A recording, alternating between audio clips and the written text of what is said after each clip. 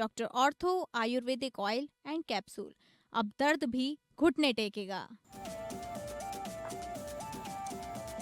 देहरादून में अपर मुख्य निर्वाचन अधिकारी ने मान्यता प्राप्त राजनीतिक दलों के प्रतिनिधियों के साथ की बैठक में विशेष गहन पुनर्निरीक्षण कार्यक्रम को लेकर हुई विस्तृत चर्चा। राजनीतिक दलों के सुझाव लिए गए। मां पूर्णागिरि धाम में बनेगा रोपवे। 45 करोड़ की लागत से बन रहे अत्याधुनिक रोपवे का चंपावत के डीएम ने किया स्थलीय निरीक्षण। डीएम ने निर्माण कार्य में तेजी लाने के दिए निर्देश। रोपवे निर्माण से मां पूर्णागिरि धाम में दर्शन होगा आसान। उत्तराखंड की जंगलों में आग का कारण बनने वाला पिरूल बना पहाड़ की ताकत। चंपावत के भिंगड़ाड़ा में पिरूल से ब्रिकेट बनाने का मॉडल अब अरुणाचल में भी गूंजेगा। Arunachal Pradesh state council for science and technology के अध्यक्ष डॉक्टर टागे टाकी ने भिंगड़ाड़ा पहुंचकर देखा पिरूल से ऊर्जा और रोजगार का मॉडल।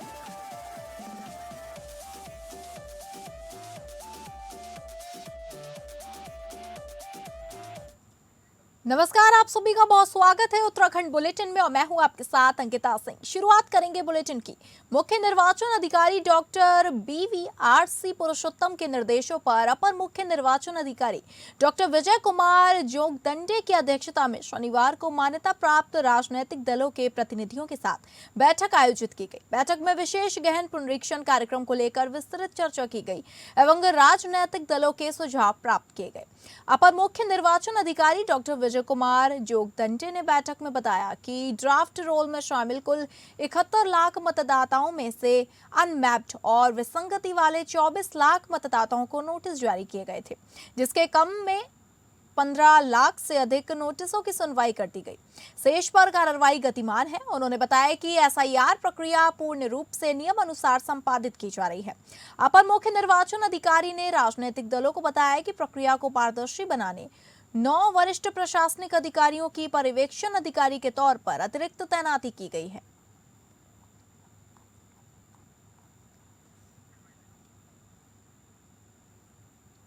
चंपावत के टनकपुर में आगामी 1 सितंबर को मुख्यमंत्री पुष्कर सिंह धामी के प्रस्तावित कार्यक्रम को लेकर तैयारियां तेज हो गई हैं। शनिवार को जिलाधिकारी मनीष कुमार ने डॉक्टर APJ अब्दुल कलाम राजकीय प्रौद्योगिकी संस्थान पहुंचकर कार्यक्रम स्थल समेत विभिन्न विकास कार्यों का निरीक्षण किया। इस दौरान डीएम ने इंजीनियरिंग के छात्र छात्राओं से संवाद कर उन्हें सफलता के मंत्र की दिए और नशे से दूर रहते हुए पढ़ाई के साथ फिजिकल फिटनेस व व्यक्तित्व विकास पर ध्यान देने की अपील की।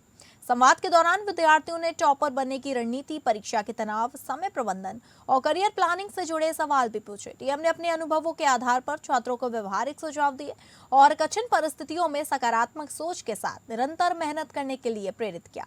मुख्यमंत्री धामी के 1 सितंबर को प्रस्तावित टनकपुर दौरे में डॉक्टर APJ अब्दुल कलाम राजकीय प्रौद्योगिकी संस्थान का भ्रमण करने के साथ विभिन्न विकास कार्यों का लोकार्पण करेंगे। इसी को लेकर जिलाधिकारी मनीष कुमार ने शनिवार को संस्थान का स्थलीय निरीक्षण किया। डीएम ने कार्यक्रम स्थल, नवनिर्वाचित गर्ल्स हॉस्टल, नए सृजित संकायों और अन्य विकास कार्यों का जायजा लिया। उन्होंने अधिकारियों और संस्थान प्रबंधन को सभी तैयारियां समयबद्ध और व्यवस्थित तरीके से पूरी करने के निर्देश दिए।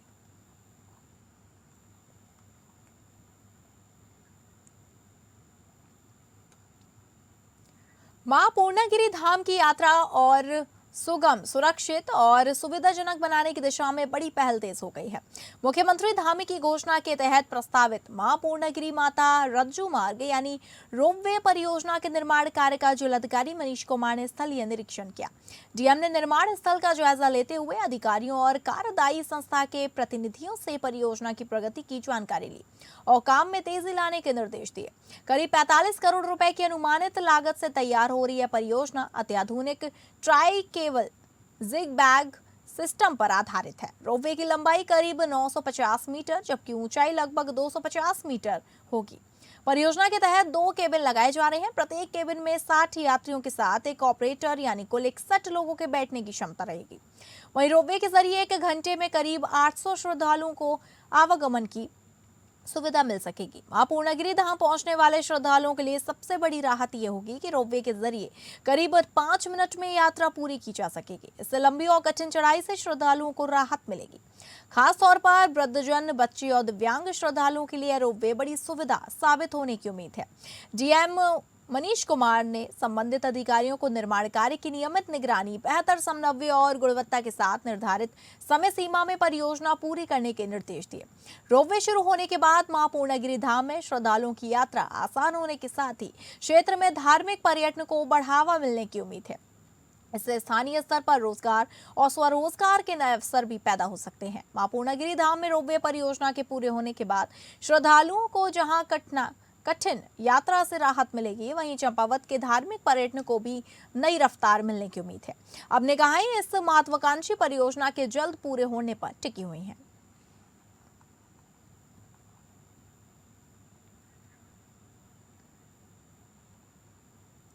आगामी त्योहारों को देखते हुए खाद्य पदार्थों की गुणवत्ता और स्वच्छता को लेकर चंपावत में खाद्य सुरक्षा विभाग ने सघन निरीक्षण अभियान चलाया। जिलाधिकारी मनीष कुमार के निर्देश पर खाद्य सुरक्षा टीम ने बाजार की विभिन्न दुकानों, मिठाई प्रतिष्ठानों और रेस्टोरेंट का निरीक्षण कर खाद्य गुणवत्ता और साफ सफाई के मानकों की जांच की। निरीक्षण के दौरान टीम ने प्रतिष्ठानों के FSSAI लाइसेंस, खाद्य पदार्थों के रखरखाव, किचन हाइजीन और इस्तेमाल किए जा रहे कच्चे माल की गुणवत्ता को बारीकी से परखा। संदेह के आधार पर टीम ने पनीर और पैक्ड दूध के 2 नमूने लिए, जिन्हें जांच के लिए राजकीय प्रयोगशाला में भेज दिया गया। खाद्य सुरक्षा विभाग के मुताबिक लैब रिपोर्ट सामने आने के बाद यदि नमूनों में किसी तरह की कमी या मिलावट पाई जाती है तो संबंधित प्रतिष्ठानों के खिलाफ नियमानुसार कानूनी कार्रवाई की जाएगी। वहीं खाद्य सुरक्षा टीम ने कारोबारियों को सख्त निर्देश दिए कि खाद्य सामग्री की गुणवत्ता से किसी भी तरह का समझौता न करें। खरीदारी केवल पक्के बिल पर करने, खाद्य पदार्थों का उचित रखरखाव करने और प्रतिष्ठानों में स्वच्छता के मानकों का कड़ाई से पालन करने की हिदायत दी गई। त्योहारों के सीजन में मिलावटखोरों पर शिकंजा कसने के लिए खाद्य सुरक्षा विभाग की यह कार्रवाई आगे भी जारी रहने की बात कही गई है। निरीक्षण अभियान में वरिष्ठ खाद्य सुरक्षा अधिकारी योगिता तिवारी और सहायक दिनेश फड़त्याल शामिल रहे।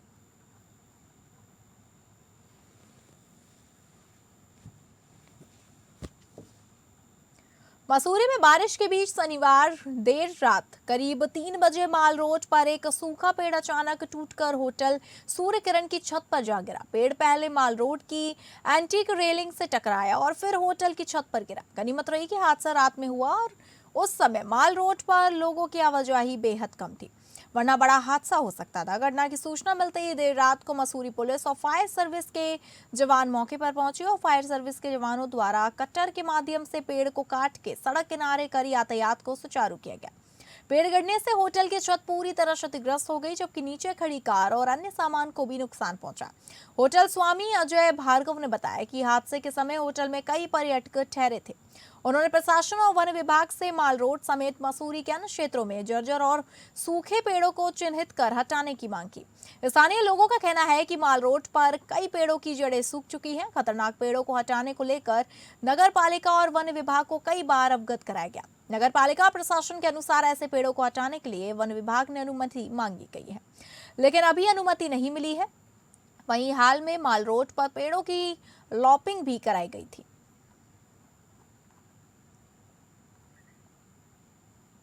अगली खबर रुड़की से है, जहां रुड़की कोतवाली क्षेत्र के नगला मरती गांव के पास बाइक सवार 3 बदमाशों के साथ रात करीब 2 बजे पुलिस की बाइक सवार 3 बदमाशों के साथ मुठभेड़ हो गई।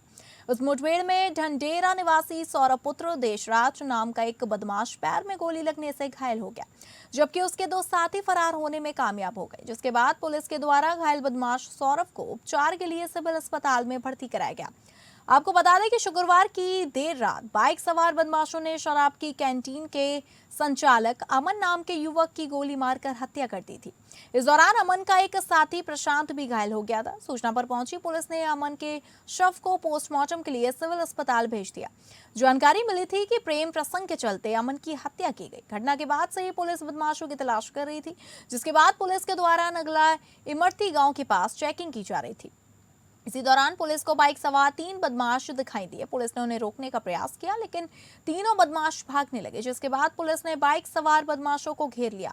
खुद को घिरता देख बाइक सवार बदमाशों ने पुलिस पर फायरिंग कर दी, जिसके बाद पुलिस की बदमाशों के साथ मुठभेड़ हो गई। इस मुठभेड़ में पुलिस की ओर से की गई जवाबी फायरिंग में सौरभ नाम का एक बदमाश गोली लगने से घायल हो गया, जबकि उसके दो साथी फरार होने में कामयाब हो गए। पुलिस के द्वारा घायल सौरभ को उपचार के लिए सिविल अस्पताल में भर्ती कराया गया है, जहां उसका उपचार जारी है। पुलिस के द्वारा सौरभ के पास से हत्या में इस्तेमाल एक तमंचा भी बरामद कर लिया गया है। इसके साथ ही पुलिस अब फरार हुए बदमाशों की तलाश कर रही है।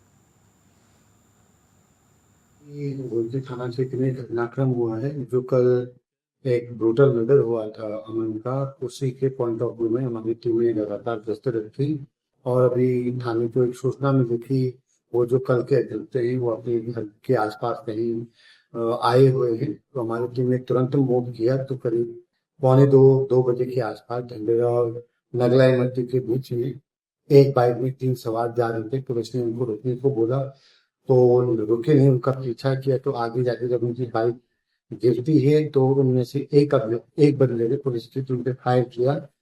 पुलिस ने भी जवाबी फायर किया है जिसमें उसके पैर में गोली लगी है, जो अभी सौरभ को तेजपुरिया के नाम से हॉस्पिटलाइज है, घायल के तौर पर हम उसको लाए हैं। तो उसने ये बताया कि उसके साथ जो बाकी 2 लोग थे वो अर्पित सैनी और दूसरे का नाम है दीप यादव, वो 2 लोग फरार। पहाड़ों में जंगलों के लिए चुनौती माने जाने वाला पिरुल अब रोजगार, ऊर्जा और आत्मनिर्भरता का जरिया बन रहा है। चंपावत के भिंगराड़ा गांव में तैयार किया जा रहा पिरूल से ब्रिकेट बनाने का मॉडल अब दूसरे राज्यों को भी आकर्षित कर रहा है। इसी मॉडल को समझने के लिए Arunachal Pradesh state council for science and technology के अध्यक्ष डॉक्टर टागे टाकियो और श्री टागे ताग्यो भिगरांडा पहुंचे। पहाड़ की पिरुल, जिसे कभी जंगलों की आग की वजह माना जाता था, आज वही पिरुल ग्रामीण महिलाओं के लिए रोजगार और आत्मनिर्भरता का साधन बन रही है। चंपावत के भिंगराड़ा गांव में तैयार हुआ पिरुल ब्रिकेटिंग प्लांट अब उत्तराखंड की सीमाओं से बाहर की पहचान बन रहा है। अरुणाचल प्रदेश से पहुंचे वरिष्ठ वैज्ञानिक एवं तकनीकी प्रतिनिधियों ने प्लांट का दौरा कर इसकी कार्यप्रणाली और संभावनाओं को करीबी से समझा। वहीं भिंगराड़ा में स्थापित पाइप नीडल ब्रिकेट प्लांट में जंगलों और आसपास के क्षेत्रों से एकत्र किए गए पिरोल का वैज्ञानिक तरीके से इस्तेमाल कर ब्रिकेट तैयार किए जा रहे थे। यह परियोजना उत्तराखंड राज्य विज्ञान एवं प्रौद्योगिकी परिषद यानी यूकोस्ट के वित्त पोषण तथा CSIR भारतीय पेट्रोलियम संस्थान देहरादून द्वारा स्थापित की गई है। दौरे के दौरान डॉक्टर टागे ताकी ने प्लांट की पूरी कार्यप्रणाली को समझा और पाइप नीडल से ब्रिकेट तैयार करने की प्रक्रिया के साथ इसके पर्यावरणीय और आर्थिक लाभों की जानकारी ली। भिंगराड़ा की इस कहानी की सबसे खास बात यह रही कि यहाँ की महिलाओं की भूमिका। दूरस्थ पर्वतीय गांव की स्थानीय महिलाएं प्लांट के संचालन से लेकर पिरुल के संग्रह और ब्रिकेट तैयार करने तक की जिम्मेदारी संभाल रही हैं। यानी पिरुल केवल जंगलों से निकलने वाला कचरा नहीं रहा, बल्कि महिलाओं के लिए रोजगार और आय का साधन बन गया है। डॉक्टर टागे टाकी ने महिलाओं की इस पहल की सराहना करते हुए इसे प्रेरणादायक बताया। उन्होंने कहा कि तकनीक, अवसर और सहयोग मिलने पर ग्रामीण महिलाएं स्थानीय संसाधनों के जरिए रोजगार पैदा करने के साथ पर्यावरण संरक्षण में भी महत्वपूर्ण भूमिका निभा सकती हैं। भिंगराड़ा का मॉडल देखने के बाद अरुणाचल प्रदेश में भी पाइप नीडल जैसे वन आधारित बायोमास से ऊर्जा उत्पादन और रोजगार सृजन की संभावनाओं पर चर्चा हुई। डॉक्टर टागे टाकी ने संकेत दिया कि भिंगराड़ा से प्रेरणा लेकर अरुणाचल प्रदेश भी इसी तरह के मॉडल को अपनाने की दिशा में प्रयास किए जाएंगे।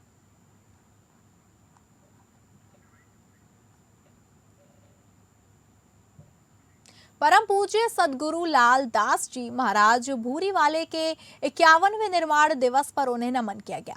पूज्य महाराज सदगुरु लाल दास जी ने मानवता की सेवा को ही ईश्वर की सच्ची पूजा माना और यह सिद्ध किया कि प्रभु तक पहुंचने का सबसे सरल मार्ग पीड़ित और जरूरतमंदों की सेवा है। इस अवसर पर कैबिनेट मंत्री मदन कौशिक ने कहा कि प्रधानमंत्री मोदी के दूरदर्शी नेतृत्व में हमारी सरकार देवभूमि उत्तराखंड को विश्व की आध्यात्मिक राजधानी के रूप में स्थापित करने के अपने संकल्प के साथ निरंतर आगे बढ़ रही है। इसी उद्देश्य से केदार खंड, मानस खंड, मंदिरमाला मिशन, हरिपुर कालसी स्थित पौराणिक यमुना तीर्थ के पुनर्द्वार एवं हरिद्वार ऋषिकेश कॉरिडोर और शारदा कॉरिडोर जैसी महत्वाकांक्षी परियोजनाओं पर तेजी से कार्य किया जा रहा है।